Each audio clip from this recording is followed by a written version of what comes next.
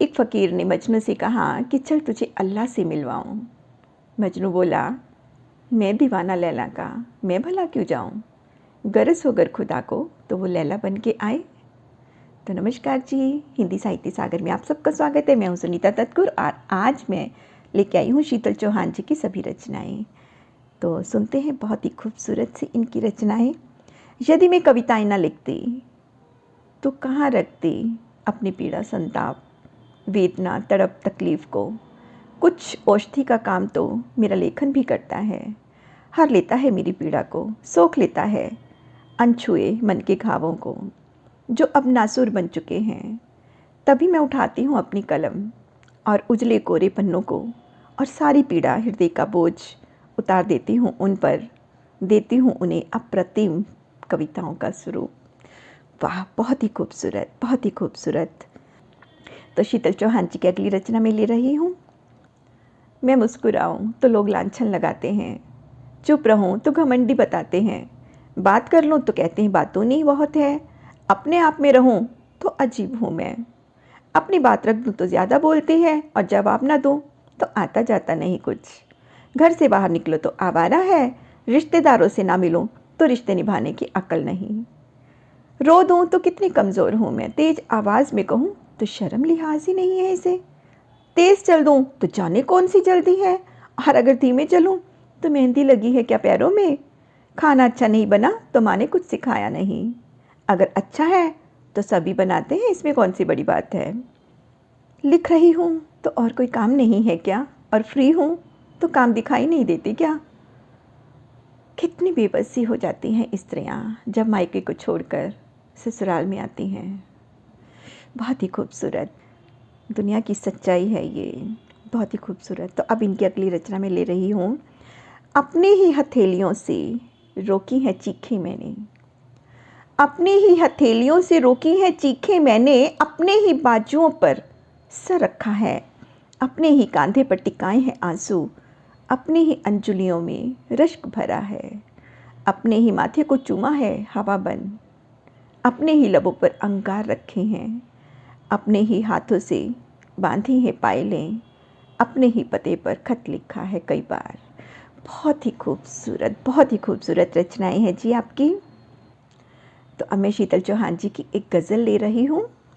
बेशुमार मुश्किलों में सदा जीता है आदमी, बेशुमार मुश्किलों में सदा जीता है आदमी, हर रोज़ खुदा से शिकायत करता है आदमी, लकीरों में जो पहले से लिखी जा चुकी है उस तकदीर से मुसलसल लड़ता है आदमी, एक दिन खुदा आसमान से ज़मीं पे उतरेगा, उस दिन के इंतज़ार में जीता रहता है आदमी, वक्त के वार से बच पाना आसान नहीं होता, फिर भी बहादुरी से सामना करता है आदमी, ज़िंदगी एक अनवरत युद्ध है हर एक के लिए, हार कर भी लड़ने को तैयार रहता है आदमी, तमाम दिक्कतों के बीच भी ज़िंदगी नहीं रुकती, जीने की चाहत को कभी नहीं छोड़ता है आदमी। बहुत ही खूबसूरत गज़ल है जी। तो अब शीतल चौहान जी की एक और रचना है। एक वक्त आएगा जब बहुत कम वक्त रह जाएगा, हाथ पैर कांपने लग जाएंगे, शरीर जवाब दे जाएगा, चेहरे की झुर्रियाँ तब बिल्कुल परेशान नहीं करेंगी, कुछ ख्वाब पूरे हो चुके होंगे और कुछ मर चुके होंगे, ज़िंदगी जैसी भी होगी स्वीकार कर चुके होंगे और खुशी खुशी अपनी मौत का इंतज़ार कर रहे होंगे। उस वक्त जब सहारे की तलाश में अपना कांपता हुआ हाथ उठाऊं तो एक दूसरा कांपता हुआ हाथ मेरा हाथ थाम लेगा और मैं चाहती हूँ वह कांपता हुआ हाथ तुम्हारा हो। बहुत ही खूबसूरत जी, बहुत ही खूबसूरत। और अब इनकी अगली रचना है। बंधनों के कई रूप होते हैं, बंधनों के कई रूप होते हैं, 7 फेरों का बंधन, 7 जन्म का बंधन, जन्मों जन्मों के बंधन, पर एक बंधन और भी होता है, मन से मन का बंधन। शायद इस बंधन में कोई अग्नि साक्षी नहीं, कोई हवन नहीं, कोई 7 वचन नहीं, पर सबसे निकट, सबसे अलग है ये बंधन। ना बांधने की चाहत, न छूटने का मन, बस ऐसा ही है ये बंधन, मन से मन का बंधन। बहुत ही खूबसूरत जी। तो अब इनकी अगली रचना है। बहुत से काम स्त्रियों के वेतन से परे होते हैं, बहुत आसान है बाहर जाकर वेतन पर काम करना, और कितना मुश्किल है अपनी अच्छी तालीम के बाद अपने हुनर को अपने परिवार पर न्यौछावर करना। फिर भी सदा ये सुनना, क्या फ़ायदा तुम्हारी इस पढ़ाई का जब पैसे भी ना कमाए जा सके। तो मैं उन्हें बता दूं, घर संभालती स्त्री अगर अपने दिन भर के ये कार्यों का तुमसे मेहनताना मांगने लगे तो कम पड़ जाएगी सारी कमाई तुम्हारी। हर तालीम कमाई की मोहताज नहीं होती। कुछ तालीमें झलकती हैं घर के हर कोने में, बच्चों और परिवार की मुस्कुराहट में। तो सोच बदलो, पढ़ाई को कमाई से मत तोलो, घर में रहने वाली से प्यार और सम्मान से बोलो। बहुत ही खूबसूरत जी। तो अब शीतल चौहान जी की अगली रचना है अंतर्द्वंद, कविता चिंतित चंदा।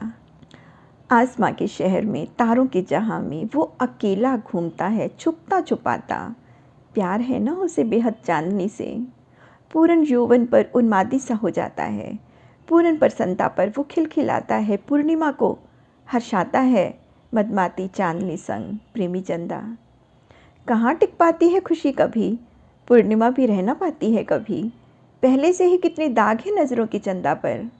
बुन लिया है जाल तारों ने, तान ली है चादर सितारों ने। कैद करने चांदनी को आतुर है चंदा। सहमा सा भयभीत पल पल हर दिन, कश्मकश में व्याकुल चंदा। उड़ाकर बाहों की छैया है बदलता, प्राण प्रिया संकलाएं उफ बेचारा। अमावस का मारा चिंतित चंदा। बहुत ही खूबसूरत, बहुत ही खूबसूरत। तो शीतल चौहान जी की अगली रचना में ले रही हूँ, मैं धीरे धीरे सीख रही हूँ। मैं धीरे धीरे सीख रही हूँ कि मुझे हर उस बात पर प्रतिक्रिया नहीं देनी जो मुझे चिंतित करती है।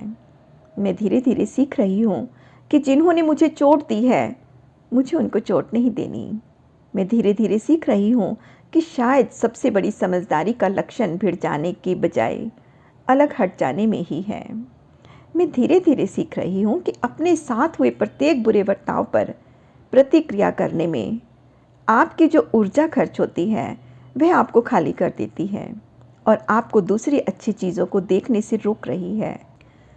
मैं सीख रही हूँ धीरे धीरे कि मैं हर आदमी से वैसा व्यवहार नहीं पा सकूँगी जिसकी मैं अपेक्षा करती हूँ।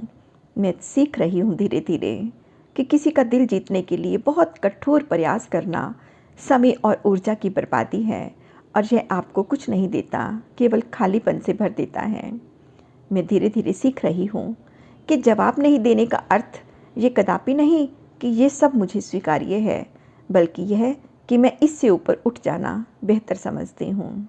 मैं धीरे धीरे सीख रही हूँ कि कभी कभी कुछ नहीं कहना सब कुछ बोल देता है। मैं धीरे धीरे सीख रही हूँ कि किसी परेशान करने वाली बात पर प्रतिक्रिया देकर आप अपनी भावनाओं पर नियंत्रण की शक्ति किसी दूसरे को दे बैठते हैं। मैं धीरे धीरे सीख रही हूँ मैं कोई प्रतिक्रिया दे दूँ तो भी कुछ बदलने वाला नहीं। इससे लोग अचानक मुझे प्यार और सम्मान नहीं देने लगेंगे। यह उनकी सोच में कोई जादुई बदलाव नहीं ला पाएगा। मैं धीरे धीरे सीख रही हूँ कि ज़िंदगी तब बेहतर हो जाती है जब आप इसे अपने आसपास की घटनाओं पर केंद्रित करने के बजाय उस पर केंद्रित कर देते हैं जो आपके अंतर मन में घटित हो रहा है। आप अपने आप पर और अपनी आंतरिक शक्ति के लिए काम करिए और आपको बोध होगा कि चिंतित करने वाली हर छोटी छोटी बात पर प्रतिक्रिया नहीं देना एक स्वास्थ्य और प्रसन्न जीवन का प्रथम अवयव है। बहुत ही खूबसूरत जी। मैं धीरे धीरे सीख रही हूँ सच में। अब शीतल चौहान जी की अगली रचना है, ये बिना बात की बेकरारियाँ प्रीत हैं, वो तेरी बातों में मिलता सुकून प्रीत है। वो मेरा मिलने को तरसना प्रीत है और तेरा खुल के बरसना प्रीत है। मेरा इंतज़ार में बिखरना प्रीत है और तेरे दीदार पे निखरना प्रीत है। मेरा लिख लिख के मिटाना प्रीत है और तेरा अनकही सुनवाना प्रीत है। वो तेरे सवालों के हुजूम से बचकर मेरे जवाबों का निकल जाना प्रीत है। बहुत ही खूबसूरत जी। तो मैं ले रही हूँ शीतल चौहान जी की एक और नज़्म। सब लोगों के साथ होता हूँ पर भीतर से अकेला होता हूँ। बाहर से खामोश नज़र आता हूँ पर भीतर से बहुत बोल रहा होता हूँ। जब बहुत खुश दिखाई देता हूँ तो भीतर से उदास होता हूँ। आईना भी भीतर नहीं देख पाता। मैं खुद को छुपा रहा होता हूँ। दूसरों को कामयाबी सिखाता हूँ जबकि भीतर से डरा हुआ होता हूँ। भले ही मैं बाहर से एक दिखता हूँ पर हम दो हैं, सदा उसके साथ होता हूँ। बहुत ही खूबसूरत जी। तो अब शीतल चौहान जी की अगली जो रचना है बड़ी ही खूबसूरत है और मेरे दिल के बड़ी करीब है, राधा का दर्द। तो शुरू करती हूँ। कृष्ण और राधा स्वर्ग में विचरण करते हुए अचानक एक दूसरे के सामने आ गए। विचलित से कृष्ण और प्रसन्नचित से राधा। कृष्ण सकपकाए और राधा मुस्कुराई। इससे पहले कृष्ण कुछ कहते राधा बोल उठी, कैसे हो द्वारकाधीश? जो राधा उन्हें कान्हा कान्हा कहकर बुलाती थी, उसके मुख से द्वारकाधीश का संबोधन कृष्ण को भीतर तक घायल कर गया। फिर भी किसी तरह से अपने को संभाल लिया और बोले राधा से, मैं तो तुम्हारे लिए आज भी कान्हा हूँ, तुम तो द्वारकाधीश मत कहो। आओ बैठते हैं, कुछ मैं अपनी कहता हूँ, कुछ तुम कहो। सच कहूँ राधा, जब जब भी तुम्हारी याद आती थी, इन आँखों से आंसुओं की बूंदें निकल आती थी। बोली राधा, मेरे साथ ऐसा कुछ नहीं हुआ, न तुम्हारी याद आई और न ही आंसू बहा, क्योंकि हम तुम्हें कभी भूले ही कहाँ थे जो तुम याद आते। इन आँखों में सदा तुम रहते थे, कहीं आंसुओं के साथ निकल ना जाओ, इसलिए हम रोते भी नहीं थे। प्रेम के अलग होने पर तुमने क्या खोया, इसका एक आईना दिखाऊं आपको? कुछ कड़वे सच प्रश्न सुन पाओ तो सुनाऊं। कभी सोचा कि इस तरक्की में तुम कितने पिछड़ गए? यमुना के मीठे पानी से ज़िंदगी शुरू की और समंदर के खारे पानी तक पहुंच गए। एक उंगली पर चलने वाली सुदर्शन चक्र पर भरोसा कर लिया और 10 उंगलियों पर चलने वाली बांसुरी को भूल गए। कान्हा, जब तुम प्रेम से जुड़े थे तो जो उंगली गोवर्धन पर्वत उठाकर लोगों को विनाश से बचाती थी, प्रेम से अलग होने पर वही उंगली क्या क्या रंग दिखाने लगी, सुदर्शन चक्र उठाकर विनाश के काम आने लगी। कान्हा और द्वारकाधीश में क्या फ़र्क होता है बताऊं? कान्हा होते तो तुम सुदामा के घर जाते, सुदामा तुम्हारे घर नहीं आता। युद्ध में और प्रेम में यही तो फ़र्क होता है। युद्ध में आप मिटाकर जीतते हैं और प्रेम में आप मिटकर जीतते हैं। कान्हा, प्रेम में डूबा हुआ आदमी दुखी तो रह सकता है, पर किसी को दुख नहीं देता। आप तो कई कलाओं के स्वामी हो, स्वपन दूरदृष्टा हो, गीता जैसे ग्रंथ के दाता हो, पर आपने क्या निर्णय किया? अपनी पूरी सेना कौरवों को सौंप दी और अपने आप को पांडवों के साथ कर लिया। सेना तो आपकी प्रजा थी, राजा तो पालक होता है, उसका रक्षक होता है। आप जैसा महाज्ञानी उस रथ को चला रहा था जिस पर अर्जुन बैठा, आपकी प्रजा को ही मार रहा था, आपकी ही सेना को मार रहा था।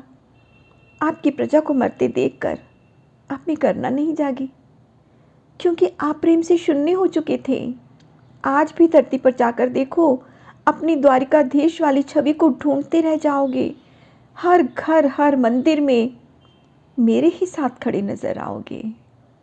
आज भी मैं मानती हूँ, लोग गीता के ज्ञान की बातें करते हैं, उनके महत्व की बातें करते हैं, मगर धरती के लोग युद्ध वाले द्वारकाधीश पर नहीं, प्रेम वाले कान्हा पर भरोसा करते हैं। गीता में मेरा दूर दूर तक नाम नहीं है, पर आज भी लोग उसके समापन पर राधे राधे ही कहते हैं। बहुत ही खूबसूरत। निशब्द हो गई हूँ मैं। जय श्री कृष्णा।